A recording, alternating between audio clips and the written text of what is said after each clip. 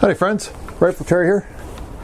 Today I want to go over a quick video with you on smoothing up your Model 98 Mausers. Now for many of you out there, doing anything to make your Model 98 Mauser run smoothly is verboten. And what I mean by that is that because the collector status of your rifle is considered to be so high, you would never even consider doing what I'm going to tell you about. Any kind of modifications whatsoever is going to have an impact on the originality and the collectability of your rifle. However, because I am a shooter and I like to shoot little tiny groups, this is the kind of thing that I will do for example, this Yugoslavian Mauser right here, this M48, which you've seen in a previous video of mine. When I got this thing, it was, how should we say, we're probably in the neighborhood of between a 9 to 10 pound trigger pull. It was really gritty. And staged. I mean, it's a two-stage trigger, that's fine. I actually prefer two-stage triggers, but what I mean by staged is that, I mean, it was so badly milled, roughly milled, is that the creep was like, it was like you never really knew when it was going to go off. I mean, it should always be a surprise when you pull the trigger, but this was bad. And if you closely examine the rifle, you'll notice that there are milling marks all over this rifle. I mean, it is... So to say the balance between production or quantity versus quality, they were probably more on the quantity side when it came to what they were focusing on when they were manufacturing these rifles back in the late 40s and early 50s at Kragujevic in the former Yugoslavia. I believe Kragujevic is where the factory is that manufactures these. Now, many years ago, a buddy of mine, I was talking to him on Canadian Gun Nuts, and you know, you got a kind of a cadre of credible marksmen that you associate with, and you think, okay, I like this guy for that purpose, and I like this guy for that purpose, and I like this guy for that purpose. He's an expert in this field, you know, that kind of human resources of skills and knowledge. And some of these are exceptionally skilled people and knowledgeable people. And I asked him, how do I smooth out a Model 98 Mauser without losing any of its original collectability? And so he told me. And so I'm going to share it with you. You need some tools, though, to do what I'm about to tell you. And it shouldn't take you a lot of time and effort to try to source this stuff.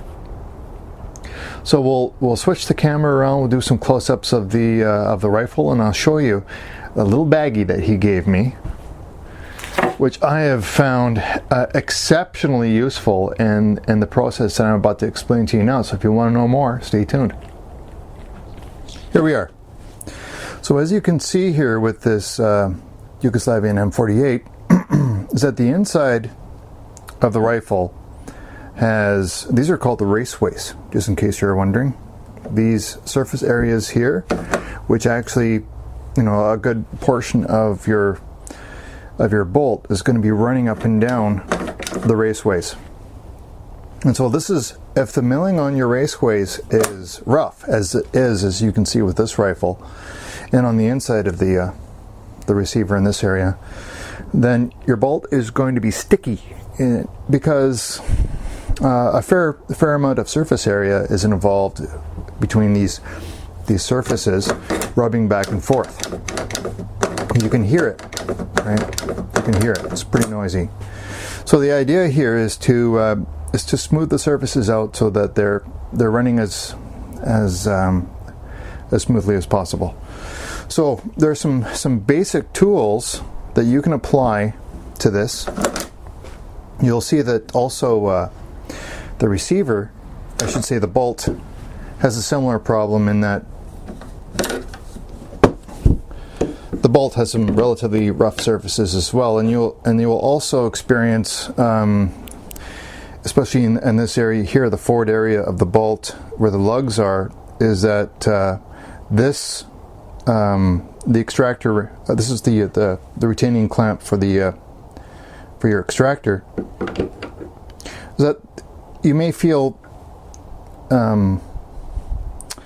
raised areas along this area, and this stuff, when you actually have these features that are raised, they will bind, so your bolt does not run smoothly in your action, or the receiver. So additionally, you will notice that in this area here, which is where your trigger assembly is, you can see the quality of the milling. And now I've polished these areas quite extensively, so they're much smoother than it was. But this area right in here, which you can't really see in the camera, but this area and right here has a lot of surface area, contact area as well. So if these areas aren't smooth, again, you know, kind of repeating myself, but your bolt is not going to run smoothly. Now, because the quality of the milling on this rifle, as I suspect most of them are, because the quality of the milling on this rifle is so poor, there's only so much that you can do to really get your bolt to run smoothly. But what you can do is you can at least improve it. So I'm going to show you some tools here that will help with this endeavor. First of all, let's put this here so they don't run off. A couple of ball bearings and some wet dry sandpaper. Now what you can do with this is you can wrap the ball bearing with your wet dry sandpaper so you can hit these inner radius surfaces of the bolt, such as the area I just referred to in here. Okay, the ball bearings will help because you know wet dry sandpaper is quite useful in that regard. If you don't have access to ball bearings, you can go to your local hardware store and get some of these stones. This one is a circular stone, and you can get in there and you can polish these areas quite nicely using one of these stones. Just to lower the raised surface areas. Additionally, if you have an area which is difficult to get to because it's a triangular recess, boom. Even if it's just something like getting on the inside of these kind of surfaces as well, right? You can do that. This here is, these are great. They're a nice stone, and you've probably seen these before in your local mechanic shop for running on the inside of wheel wells and whatnot. And you can also get yourself some basic square stones. I'm always using these, and you just need a tiny little piece of it. You don't need to go and buy tons of this stuff. One is a little bit more abrasive than the other. You use it for, you know, as you would for any kind of sanding whatsoever. And additionally, this is a tool that I found very useful. It's actually is made by Easy Lap. It's a diamond rod, and I've used this for sharpening knives, and it's also useful for this kind of work. I actually use this rod to get, after I'd removed the trigger, I used this to actually polish the inside of the trigger well here. So what I've done is I'd actually totally tore the rifle apart, and I did the trigger. It's so much smoother now. It was so full of creep, it was terrible. I've reduced the weight by about 1/2, and all I did was take out the milling marks, polished it, right? And there's a tiny amount of creep left, but it is so much better. This is stuff that anybody can do. Now, here's the tricky part that I want to tell you about, and some of you are not going to like this, and I know that. Don't worry about it. I'm not worried about it. I'm just going to share knowledge with you, and some of you can use it if you want to, some of you don't have to. This here is valve grinding compound. Now, whoa, rifle chair, be careful. Yes, you do need to be careful, okay? What I did to start off with is I disassembled the bolt. You know, if you don't know how to do that, I'll show you real quick. Okay, you've got to apply the safety to the middle position. Remove the bolt. Depress the plunger, and it'll just unscrew. Remove this before you do anything like what I'm about to do. You can, if you want, also remove the extractor. That's entirely up to you. I didn't because I wanted to hit these surfaces on the top of the extractor. Now what I did was I lightly coated the bolt with this valve grinding compound. And what I wanted to do was to knock down some of the surface areas, like you can see here. You can see the surface area has been knocked down, right? It was catching in this area.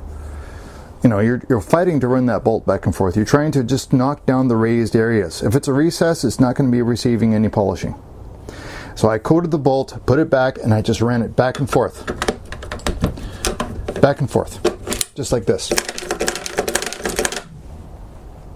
I'm not engaging the lugs, okay?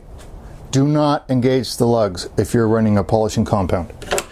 Just back and forth. Back and forth, back and forth. Okay?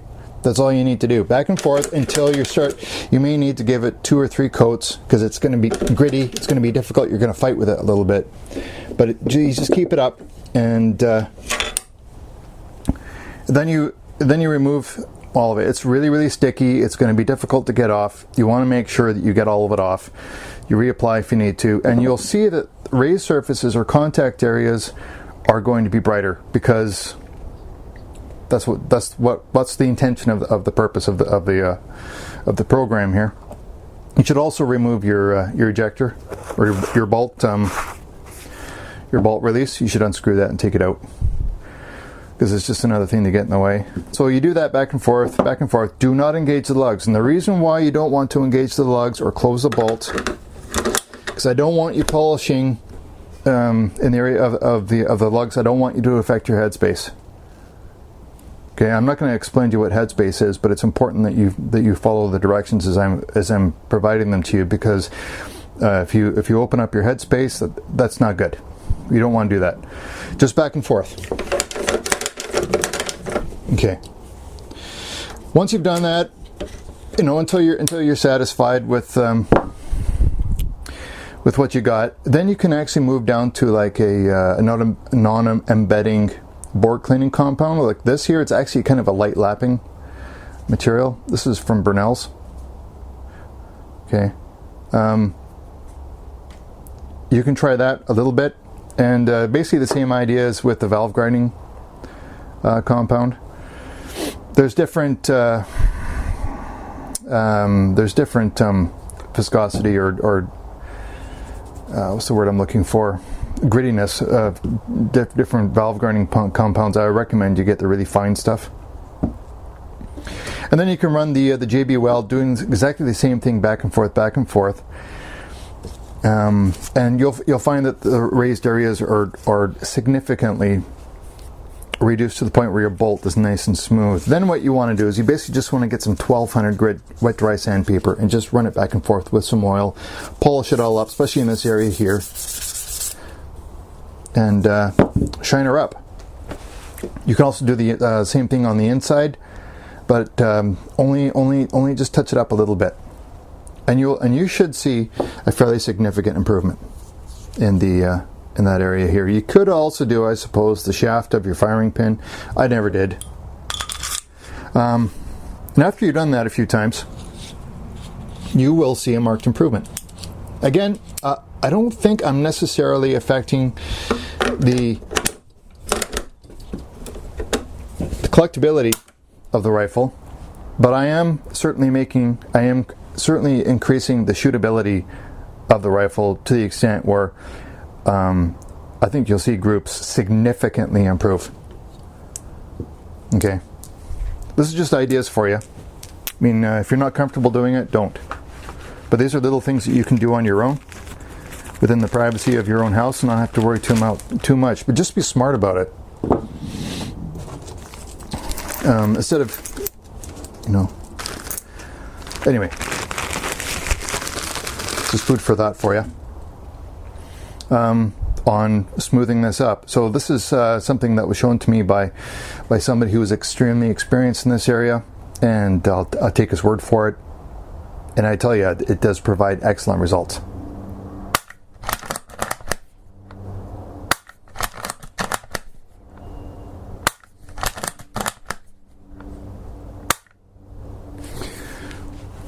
One thing that 198 Mausers can be difficult to do, that can be difficult to run, is to try to keep them in the shooting position.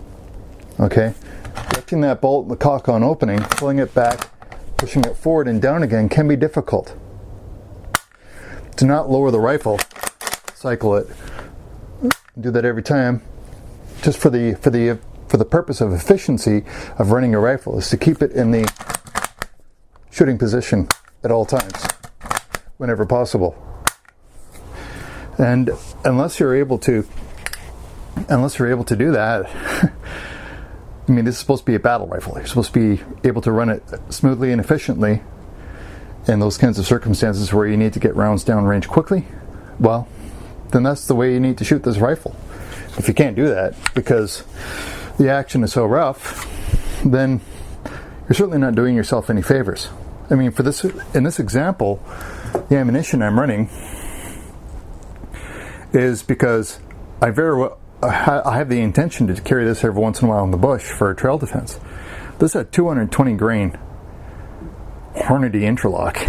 Okay, it's not moving very fast, but it's a heavy bullet designed to put down a charging grizzly bear, or even the big bull moose, 1,000-pound bull moose, at moderate distances. You can do that no problem with this rifle. It's fully capable. But I want this rifle to run smoothly. My rifles are working rifles. Okay, I don't just hang them on a wall and look at them or let them collect dust. I shoot them. I can't help myself. I can't have a rifle like this sitting in grease in my safe thinking, oh geez, it's going to go up in value. I can't help myself. I have to clean the cosmoline off and shoot it. I'm a nerd that way. I can't help it. I'm a gun nerd, as I've been called before, and I'm okay with that. Anyway, that's just a real quick insight into into one of many processes I'm sure that are out there in order to help to make your rifle run just a little bit smoother. Okay, this is the Model 48 Yugoslavian Mauser. It's a system that's worked well for me. I've used this on sporting rifles. I've used this on military rifles. This is an unissued rifle. Came straight from the factory, essentially from war stocks to me. And it was rough, right? To the point of I was not enjoying shouldering the rifle and pulling the trigger. Marksmanship goes, okay, if you want to bring marksmanship up, make the rifle shootable. That's what I've done. Have I affected the collectability of the rifle? I don't think so. Nothing I've done has inherently modified the rifle to sporterize it or to Bubba-ize it, however you want to look at it. All I've done is made the rifle more accurate. And so I don't really look at it that way, but that's me. That's me. You may be completely different. If you want to keep things 100% original, it's entirely up to you. Even with this rifle, I mean, I've taken 1,200 grit wet dry sandpaper just to get the burrs off this elm stock because it was going to give you splinters. Does that reduce the collectability of the rifle? That's entirely up to you, whether I am or not. I'd recommend doing it.